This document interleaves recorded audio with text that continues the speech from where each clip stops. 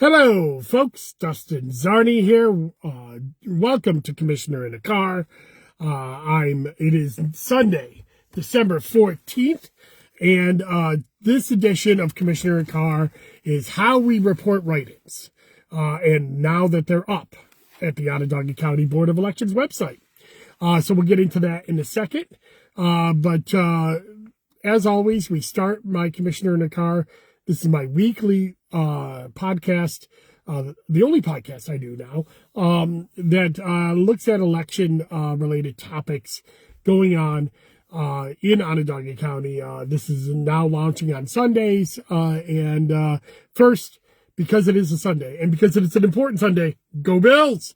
They're playing the New England Patriots in just about 15 minutes, 20 minutes. So I'm going to make this kind of quick because I want to go see it. Big game. Our only chance of getting back in the AFC East race is today.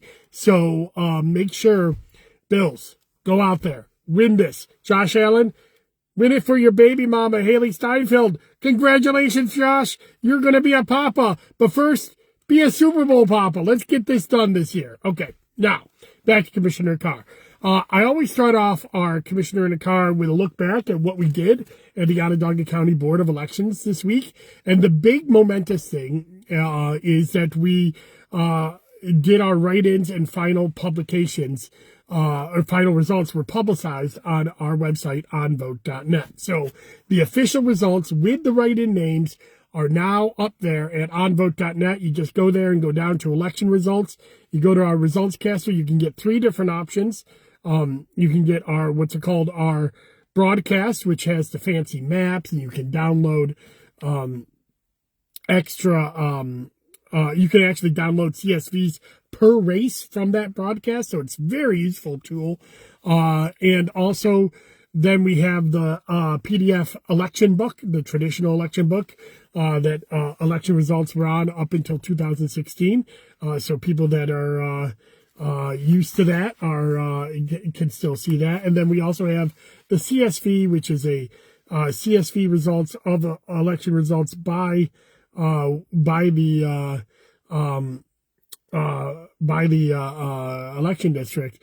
And it's something a little bit more manipulative data if you wanted to do some calculations and that kind of thing. But it's an overall look, not an individual race look. If you want an individual race, you can get that through the election results, the broadcast. So check it out.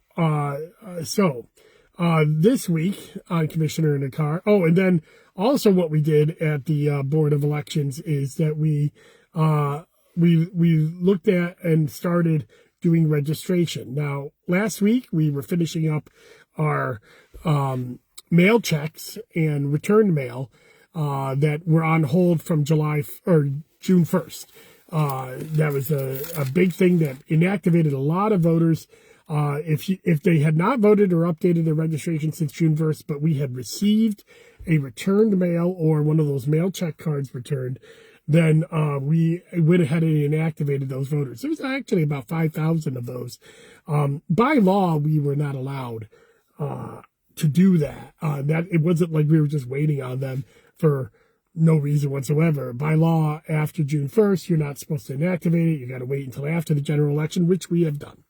And the Board of Election staff worked very hard to get that done. Our voter rolls now are pretty up to date, except for our voter registration.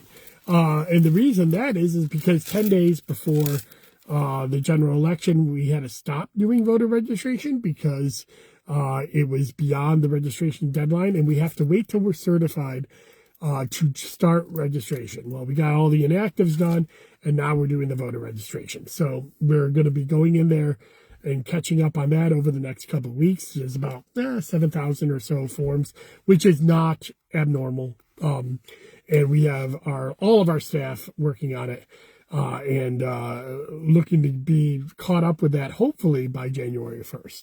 And of course, we have more voter registration coming in. People don't realize that voter registration doesn't stop. You know, when I got this job, many people thought, oh, you just get you work once a year and you don't have that much to do outside of election time. No, in a county of our size of over 300,000 voters, actually up to 310,000 voters right now, or somewhere around that area. We actually get about 1,000 voter registration forms a week, and they mostly come through the Department of Motor Vehicles, either actual changes in voter registrations, or we also get what are called changes of address, which is if they've changed their address at all, we have to look at them and see if they've been part of a voter registration, that they have a voter registration on file, and we have to update their address. And if they don't have a voter registration on file, we have to mail them a voter registration form. So these are the things that we're starting to work on now, to try to get caught up. And of course, we're going to have to catch up with all the ones that come in as well. So it's, we'll probably be until January 1st, maybe a little bit after, until we're totally caught up on that. But that being said, that's normal. We're back to that. And then, and that's what we've done in the office this last week. So let's go to the write-ins, because we did publish the write-ins for all of our races. It's one of the last things that we do. And the reason it takes so long is that we have to go through each and every write-in and canvass those manually. So we have to actually look at the ballot, see where the write-ins are, what the names are, try to attach them in some cases to a voter. And sometimes, we have to attach similar ones to each other. We do the best we can. In races where write-ins don't actually affect the outcome of the race, sometimes those are, a little bit easier to get done, because if there's any question or if we can't find something, then, it's not affecting the overall winner. But any write-ins that actually affect the race, well, those get scrutinized quite a bit. Candidates sometimes come in, they want to see it. We do not have that law in New York. That being said, we tell candidates, if they're running a write-in race, to notify our board unofficially. And that allows us to determine outcomes, to determine races that are, having an organized write-in, and thus maybe coalesce some of the, permutations of a name that might be out there when people go out. And one of those this year was Nyatwa Bullock. Now, Nyatwa was a Democratic Commissioner of Education for the last 4 years. She lost in the primary and decided to continue on with the write-in race. When she notified me of that, I informed her to officially give us a letter of how people might be writing in their name, so we could reasonably assign votes to them. And we made a determination at the board that ahead of time, before we started looking at votes, that anybody with an N Bullock, Nyatwa Bullock, or Nyatwa, we would accept as a write-in for Nyatwa Bullock, because we were very certain that that was who they were writing in. And it's important that we did this because Nyatwa also goes by Nini. That's her nickname. It wasn't, and because it's not on the ballot, we actually had to say no. Anybody writing in Nini, and we were able to tell the candidate ahead of time that if anybody were writing in Nini, we would obviously not accept that. And then of course she could go to court, but we would rule those as invalid votes. Having that ahead of time really helps us, but it's not required. So if any of you are thinking about doing write-ins, contact our office ahead of time if you're doing a write-in campaign. So one of the other things with write-ins is we don't publicize fictional names. So somebody puts in a Mickey Mouse or Batman or some of the other things that we've seen out there over the years, those go into the invalid count. And the reason we do that here in Onondaga County, and again, different boards do different things, but we believe a vote has to go to a person who can assume the office. And obviously fictional names cannot assume the office. they don't exist, or if they're not a citizen of the United States. For example, we had a couple votes for Justin Bieber and Vladimir Putin. Yeah, well, there was. And we decided to rule them as invalid. Justin Bieber is a Canadian citizen. Vladimir Putin, besides being a horrible person and a bloody dictator, an enemy of the United States, is a Russian citizen. So they could not get write-ins. But there is one more complication that takes it a little bit longer because we have this rule, is that any voters for any of the county offices or any of the, which I mean by that this year was county legislature, or City of Syracuse offices, by that I mean the Commissioner of Education, the Common Council offices, they actually have to be a resident of the City of Syracuse for 1 year, and in the county legislature, they have to be a resident at the time of filing petitions. So we take even extra care on those races to match up the names to the people that are actually living in the political subdivision. And if we can't, then those names go in the invalid column. So you may see higher invalids on those races. You also will see higher write-ins on races that are uncontested. Voters do not like uncontested races. They are very upset they don't get a choice in those races, and they tend to write in instead of choosing just the only candidate that's out there.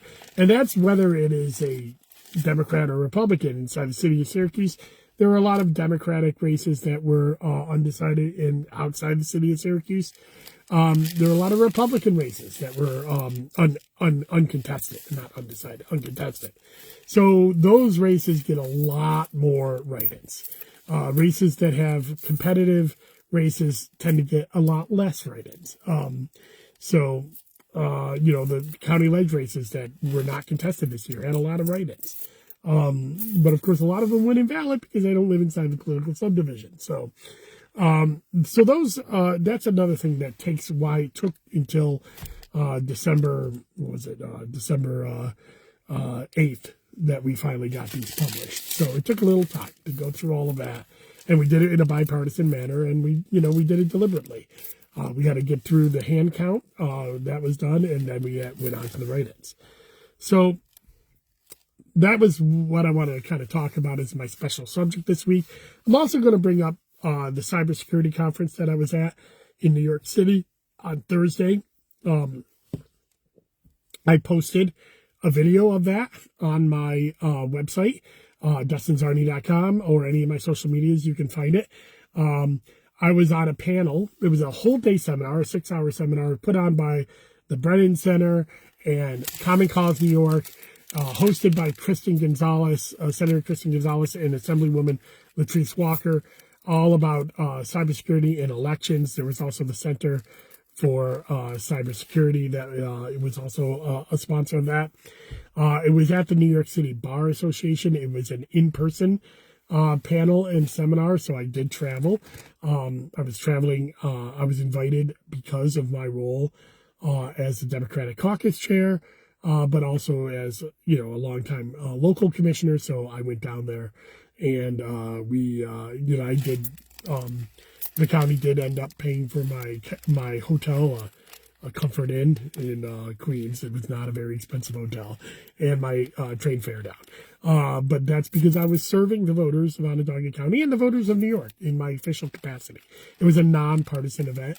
I appeared with Ben Spears, who's the head of cybersecurity for New York State, and on my panel, along with Susan Lerner, who was the moderator, and we talked about the specific challenges that county boards have in meeting our cyber regulations, and some of the things that New York State can do to make it better, especially with the absence of the federal government, who has abdicated their responsibility to cybersecurity and elections altogether, except for to try to make crazy laws that don't seem to be passing right now. So we talked about that, and that was a great conference. It's about a 45-minute discussion, my discussion, or 52 minutes, something like that. So check that out on the website. You can see a link to the whole 6-hour conference as well if you really want to get into it. So I learned so much. There was so much data that was given to us. A lot of stuff that I really learned and enjoyed, and also honored to represent New York and Onondaga County on this panel as well. Another bit of news that happened this week. This is the week, these are the weeks, the end of the year, where some of the election legislation that hasn't been signed will either get vetoed or signed by the governor. One bit of election legislation that was vetoed, and I'm a little upset about this one, was a bill that would have taken all of the old parties that are no longer recognized parties and deregistered those voters and put them in the unregistered column, or the blanks, if their party is no longer a recognized party. That was not signed, so we still have a lot of people that are in an other category here in Onondaga County. I tend to wrap those into the unaffiliated when I'm doing statistical analysis, but officially they're in an other category. We had about 13,000 or so in Onondaga County. Maybe it's down to 11 now. Most of those are the old Independence Party because people thought they were independent, and by checking that, because of the name is now not only not a recognized party because it didn't get enough votes, but also it is not a legal name to have as a party anymore either. So that party's never coming back. The Right to Life Party, Libertarian Party, the Liberal Party, the Green Party. These are all these other categories that are out there. That got vetoed by the governor. I'm not sure why. But she did sign a piece of legislation that I'm very proud of because I was very active in advocating for that, and that's the authorizing the New York State Board of Elections to enter into a multi-state compact. And one of the biggest ones, and the one that's name checked in the bill, is ERIC, the big multi-state compact, which allows for data registration sharing in between states, so that when people vote or people move, they get their voter registrations deregistered from their previous state. This is a big problem with voter rolls right now, is that if somebody moves out of state, it's very hard for us to unregister them unless we get a piece of mail back, or if we get notice from the voter themselves. A lot of times these states don't send us notices, or aren't legally required to send us notices. And the Interstate Compact, the Electronic Registration Interstate Compact, ERIC, I think there's like 20, 25 states. We will now be one of the biggest states that's a part of that, and really help clean up our voter rolls in New York a lot quicker than what we do now. So that was signed. So what's coming up this week? Well, we're kind of in the end of the year now. There's going to be a lot of vacation taken by the Board of Election staff, including myself. I'm actually technically on vacation and will be out of the office. I'll be out of the office till January 12th. I'm on vacation until January 5th. But I will, when I come back from work on January 5th, I'll actually be going to my winter conference for the New York State Elections Commissioner Association in Albany for 4 days. So even when I'm back, I actually don't plan on having regular hours in the office until January 12th.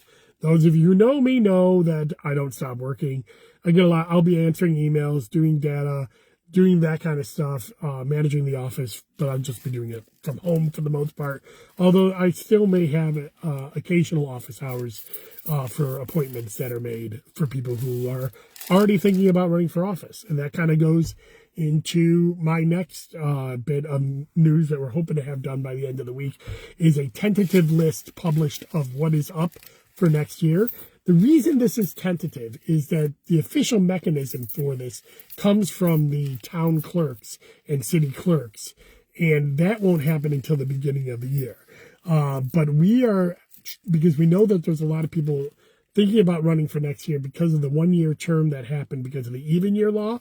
We have taken the lead in publishing getting together a preliminary list, a tentative list that will be then confirmed by the town clerks and city clerks as they return their notices to us in the beginning of the year of what is up for office. They are the ones who actually officially put the offices on the ballot for the next year.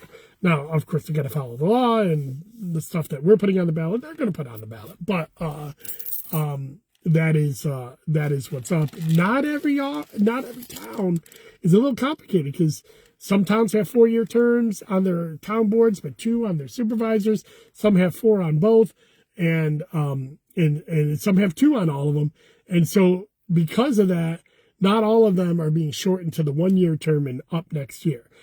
From in 26, 28, and 30, we will be growing the ballot for the even year ballots each and every year until we reach the critical mass of all of these elections that were affected by the even year law being put on to 2030. So that's what's coming up. That's our goal for this year, or for this week, to try to get that up by the 19th, which is Friday. And then I'm hoping that's what I'll be talking about next week with the commissioner in the car. Speaking of next week, I have my second of my 3-part series looking back at the 2025 election on the weekly wonk. The first one was up. I put it up this last Wednesday. I looked at the 2025 general election. And by the way, just to go back to that, I'm really proud of that. Check it out. I put in their age data for the first time. Our new voter registration system really allows me to be able to get some age categories. So I've done 18 to 30, 31 to 40, so on and so forth. And you really get to see that, we already knew that Democrats outpaced Republicans and that happened, but we really get to see that it wasn't really a younger electorate that was out there. It was kind of an older electorate, and that the older electorate outpunches the younger electorate. The age groups that I put together, they're all about equal in number of voter registrations, but not equal in turnout. So check that out. You can really get a good idea of who turned out, both partisan, regionally, and by age. I'm really proud of that. I think it really gives a good idea of what happened in November. And then next week we'll be going into the voter methods, which is early voting, affidavits, vote by mail, and all of those voter methods that we have.